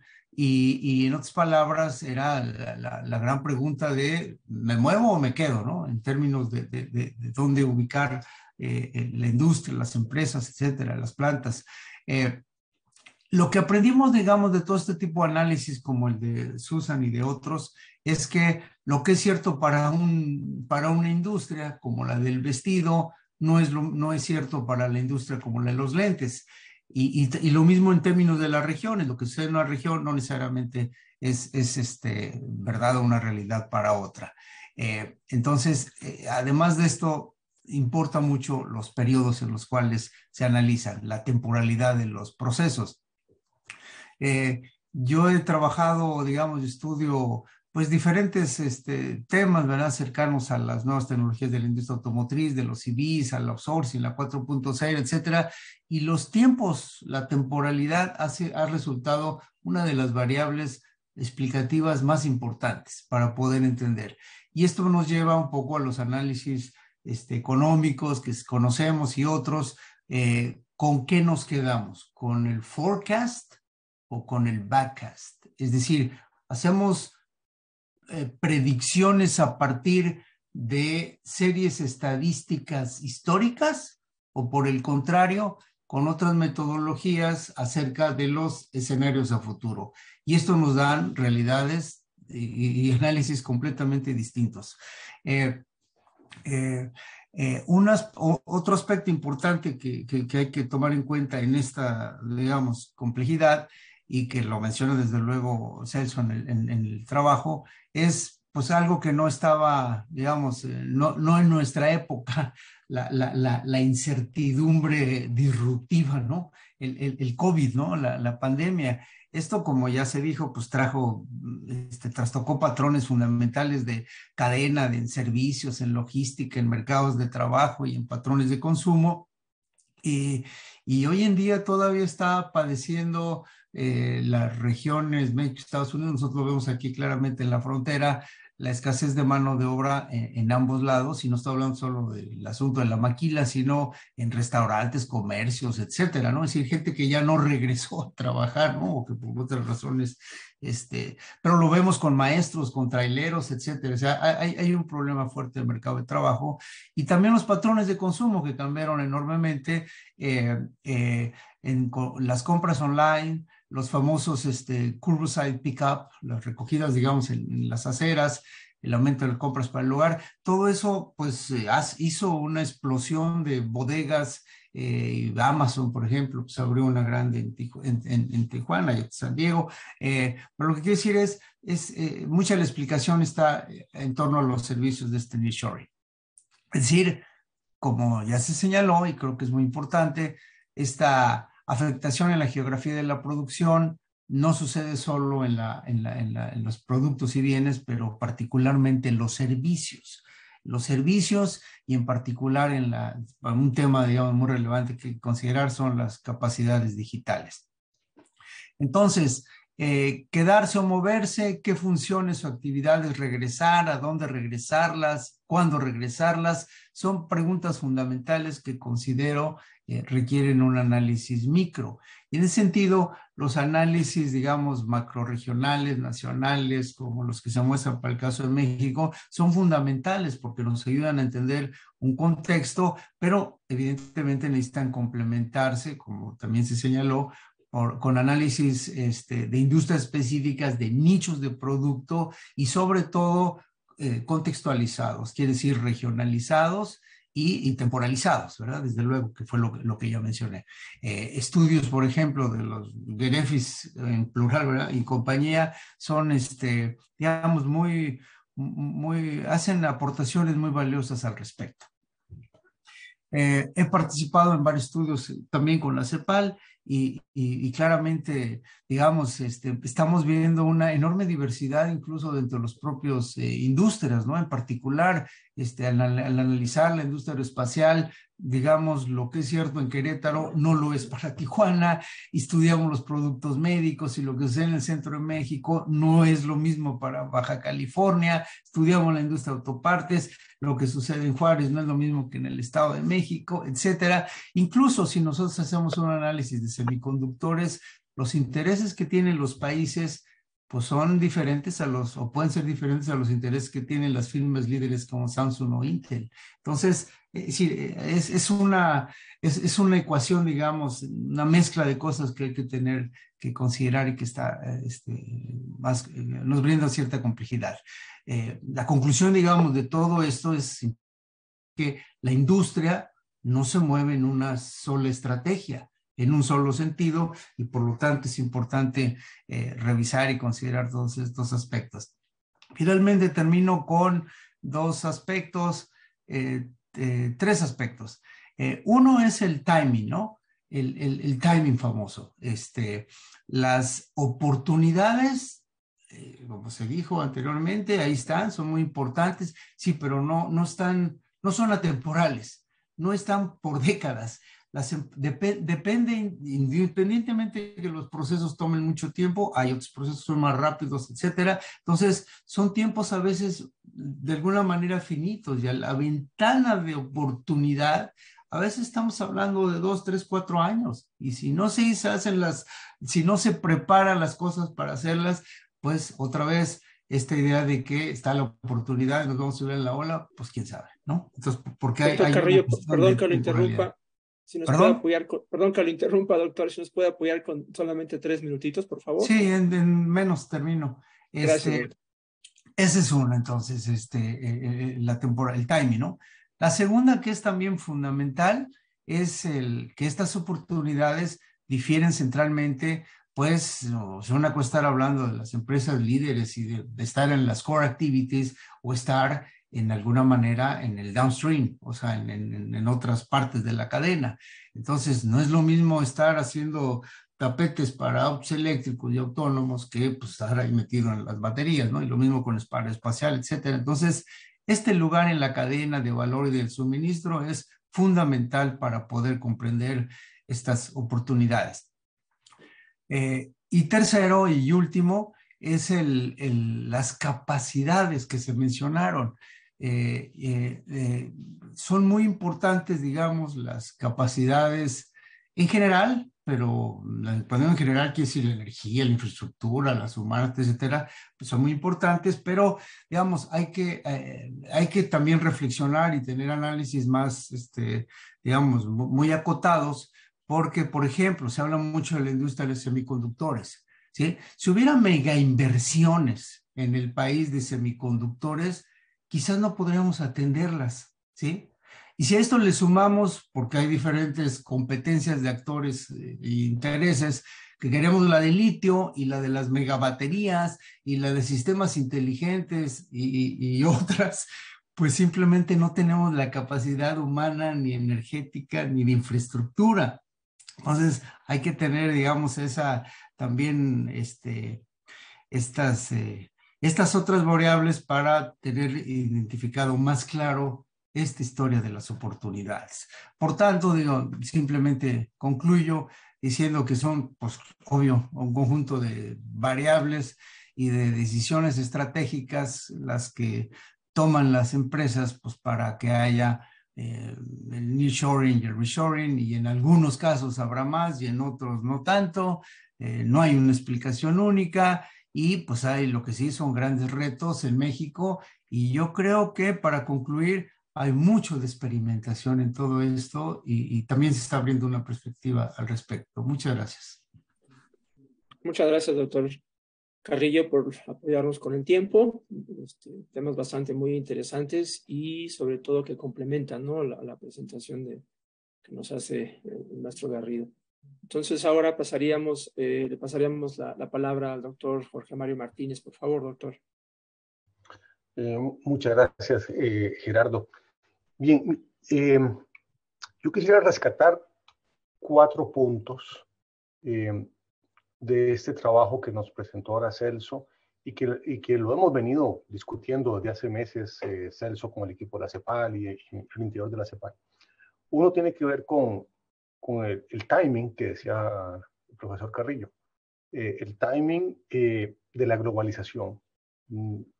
Las cosas han ido cambiando, no estamos en el mismo timing que hace 20 años, ni vamos a estar así eternamente, esto se va moviendo, es uno.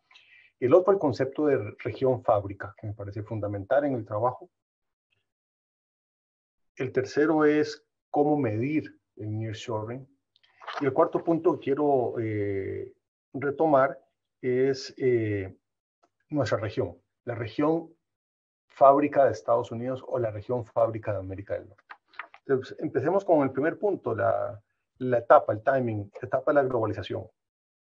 Si hace 20 años estábamos hablando que la globalización, bueno, 30 años, estábamos hablando que se bajaban los aranceles, se liberalizaba el comercio, se reducían los costos de transporte, la tecnología permitía la deslocalización productiva y el mundo se globalizaba. Bueno, lo que estamos viendo ahora es una superposición de lo geopolítico frente a todas esas tendencias que vimos hace 30 años. No es que las tendencias no estén ahí, o sea, la tecnología permite digamos, una organización productiva globalizada. Lo que estamos viendo es que existen tensiones o factores geopolíticos que han ido dividiendo al mundo en regiones, ¿verdad? Y eso es importante tenerlo en cuenta porque nosotros estamos en una región. Digo nosotros, México, pero como lo voy a ver más adelante, no solo México. El México, el Caribe, Centroamérica, ¿verdad? Y lo otro es, ante esa etapa de la globalización, ante esta superposición de lo geopolítico, que vamos a proponer, que vamos a hacer los países. Como nos decía el profesor Jorge Carrillo, esto no va a durar para siempre, por lo tanto hay que tomar acciones, y esas son acciones de política pública. Bien, esa es la primera parte. La otra parte pegada con eso tiene que ver el concepto de región fábrica. Eso es muy interesante porque nos une aquí varios conceptos. Nos une la idea de geografía con el concepto productivo. Es decir, nos une, y esto nos abre además diálogo con otros conceptos como el de logística, clústeres, ubicaciones geográficas, infraestructura, ¿verdad? Es decir, la región fábrica que nos habla Celso es una región geográficamente determinada y en la que México tiene una ventaja estructural, que es la vecindad con Estados Unidos, pero no es exclusiva. O sea, no es exclusiva en el sentido que sí es exclusiva geográficamente, por el terreno, por la frontera, pero ojo que República Dominicana y Jamaica también están muy cerca de Florida, ¿verdad? Entonces, en realidad estamos hablando de una región un poco más amplia que México. ¿Cómo observamos que eso es una región? ¿Cuáles son los criterios que usamos para determinar que la región es más allá que México?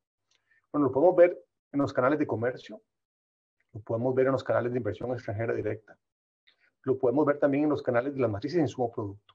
Entonces, cuando uno ve, por ejemplo, que, bueno, sin duda alguna, México tiene un comercio altamente concentrado con Estados Unidos, pero si lo ve en República Dominicana es no tan concentrado, pero también es altamente concentrado con los Estados Unidos. Si uno ve la presencia de esos vínculos de Centroamérica con Estados Unidos o de Canadá con Estados Unidos, nos damos cuenta que Estados Unidos es un centro de gravitación para toda una región en la que México tiene la gran ventaja de tener frontera. Ahora bien, esa es una región y con los mismos indicadores, con indicadores de comercio, con indicadores de inversión extranjera directa, como te dije, insumo producto, podemos ver que hay otras dos regiones potentísimas. Europa, toda su área de influencia, Europa del Este, el norte de África, Turquía, cercano Oriente, y Asia, sobre todo el Asia que mira hacia el Pacífico. China, Corea, Japón, Indonesia, Singapur, Malasia, Vietnam. Son regiones claramente, es decir, incluso uno puede ver, por ejemplo, en Asia, el comercio intrarregional en Asia es del 51%. Es decir, del total de exportaciones de esos países, el 51% se concentra entre ellos mismos, ¿verdad? Eso es altísimo, eso es altísimo. Es decir, Europa, lo mismo, si es por encima del 50%. Pero si vemos Norteamérica, anda en el 49%. Es decir, la región de Norteamérica, sus exportaciones se concentran dentro de la misma región, 49%. Claramente, ahí hay una alta concentración que nos dicen que son centros gravitacionales. Ahora, estamos hablando de cómo medir el nearshoring. La inversión extranjera directa es una forma. Los flujos de comercio es otra forma, nos dicen algo. Pero todas son formas de medición bastante imprecisas. ¿Por qué? Porque la inversión extranjera directa no solo se hace por nearshoring. Si que una empresa se instala en un país no significa exclusivamente que viene porque está cercano al país meta de sus exportaciones. Es decir, las empresas se pueden instalar en México por diferentes razones, incluso para acceder al mercado nacional. O pueden instalarse para acceder a recursos específicos, litio, por decirlo alguno, ¿verdad? Entonces, no necesariamente se están acercando o se instalan en un país para acercarse al destino final, que sería Estados Unidos. Por lo tanto, es difícil desagregar del total del volumen de inversión extranjera directa cuál es aquella que se hace por nearshoring. Pero como nos decía Mónica Duhem, sí se está dando en altos volúmenes. Una buena parte de eso tiene que ver con nearshoring, pero no todo. Lo otro que nos puede decir datos es las zonas industriales. Sin duda alguna, si le preguntamos a las personas que estudian el comercio y la instalación de fábricas y de inversión extranjera productiva en el norte de México, está creciendo la llegada de inversión, está creciendo la demanda por infraestructura, por infraestructura de instalación de plantas productivas. Eso nos dice algo, ¿verdad? Sin embargo, yo creo que hay un dato mucho más preciso, aunque es más difícil de medir, que son las encuestas. Si preguntarle a las empresas directamente cuál es el motivo por el cual se instalan en México. Y eso sí es muy interesante y ya está hecho. Lo hizo Banxico. Y ahí sí tenemos datos interesantes, porque sí nos están dando, sí tenemos una respuesta positiva de un importante número de empresas que dicen que se instalan en México por nearshoring. Es decir, que prevén aumento de inversiones o, si no un aumento de inversiones, prevén un aumento de producción para sustituir importaciones de otras regiones y para suplir esas importaciones que se hacen de otras regiones al mercado de Estados Unidos. Y eso es muy interesante porque entonces ya tenemos un dato basado en encuesta que lo publicó Banxico recientemente. Ojo, el número no es escandaloso, es decir, todavía no podemos decir que la mayoría de la inversión que llega a México viene por nearshoring, pero sí podemos decir que es un número creciente. Y finalmente, el último punto que quería tocar era el de la región de América del Norte. ¿Qué entendemos por América del Norte? Sin duda alguna estamos hablando de México y sin duda alguna México tiene el privilegio de tener frontera terrestre con Estados Unidos. Eso explica en gran medida que la mayoría de las exportaciones hacia Estados Unidos se hagan por tierra. Pero ojo, que también está Centroamérica y también está el Caribe. Y ahí creo que nos faltan hacer cosas. Es decir, creo que a México le falta mirar hacia el sur e integrarse con estos mercados. Fíjense, México suple el 10% de las importaciones de Centroamérica. Es decir, no es poca cosa. Y para algunos países centroamericanos, México es el segundo inversor extranjero directo, ¿verdad? No es poca cosa. De acuerdo, son países pequeños, ¿verdad? Pero lo cierto es que ya hay una integración productiva. Y si uno ve cuáles son los productos que más crecen en las importaciones mexicanas desde Centroamérica, nos llevamos a la sorpresa que aparecen cables, circuitos, aparatos médicos, que es precisamente áreas de especialización de México. Es decir, sí hay una integración productiva débil, es cierto, en ciernes, pero que se puede promover. Ahora, para terminar, entonces, ¿qué proponemos en CEPAL? Le proponemos trabajar más en acuerdos técnicos. Es decir, como bien decía el profesor Carrillo, esto no se da para siempre. Hay un momento oportuno en el tiempo y hay que aprovecharlo. Y ese momento oportuno, para sacar provecho de él, para que las oportunidades estén ahí y podamos montarnos en esa ola, se requiere trabajar en algunas áreas. Yo digo algunas: homologación de estándares entre los países, simplificación de trámites, reconocimiento de certificaciones, unificación, crear un mercado digital, unificación de mercados digitales, lo que nos lleva a hablar de estándares de seguridad, etc. Infraestructura. La infraestructura, de hecho, es un tema entre México y Estados Unidos. Es aún mayor un tema serio para Centroamérica y México. Pero creo que hay un gran potencial con miras a profundizar esta idea de una gran fábrica regional, como ya lo tiene Asia. Sí, cuando hablamos de Asia no es Corea, Japón, no es Japón, China. Estamos hablando de muchos más países con un comercio mucho más profundo. Y voy a intentar responder una pregunta que nos llegó por el chat, que decía: ¿cuáles son los desafíos para el mercado interno, específicamente para la pyme? Por decir el doctor Carrillo, y tiene razón, depende del sector. No es lo mismo el sector automotriz que el sector aeronáutico, que los servicios, que la telefonía, ¿verdad? Yo creo que depende del sector en el que se ubique la pyme. Si la pyme es proveedora de servicios para empresas transnacionales, va a tener competencia de empresas transnacionales que se vienen a ubicar acá. Por el contrario, si la pyme provee unos servicios en los que es líder, va a tener una gran ventaja. Estamos hablando que el nearshoring sobre todo va a tener impacto en aquellas empresas que son exportadoras. Por lo tanto, una pyme que está especializada en un mercado interno no exportador posiblemente no tenga un mayor impacto directo, ¿verdad? Luego nos llega otra pregunta que dice: ¿qué factores incidieron en el cambio de China al pasar de una fábrica de Japón a ser una economía desarrollada? Miren, yo lo voy a intentar resumir: política industrial. O sea, las cosas no suceden en el vacío, son políticas públicas que inciden en las capacidades productivas. Eso significa políticas, ciencias y tecnología, políticas de infraestructura, políticas educativas, políticas de inversión, políticas de incentivos. Es una serie de políticas que apoyaron a la industria local a fortalecerse financieramente, tecnológicamente, primero con alianzas, luego para exportaciones, luego como transnacionales. El Go Global, por ejemplo, es parte de esa política de liderazgo de China. Y todo eso ha generado pues, una gran fábrica en Asia. ¿Por qué no pensamos en hacer algo parecido para hacer una gran fábrica de América del Norte? México está sin duda alguna en una geografía privilegiada, tiene frontera, pero veámoslo un poco más allá. Yo creo que podemos hablar del Caribe y de Centroamérica. Lo dejo ahí. Gerardo, te devuelvo la palabra. Muchas gracias, doctor Martínez, por sus comentarios. Y efectivamente, ¿no? La política pública, yo creo que ahí juega un papel relevante.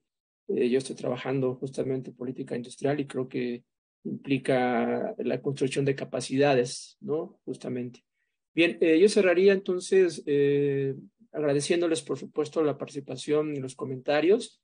Y si están de acuerdo, daríamos oportunidad al maestro Celso Garrido para que pudiera retomar los comentarios que hicieron a su vez ustedes y si gusta también abordar alguna de las preguntas que se están haciendo ahí en el chat. Maestro Garrido, por favor.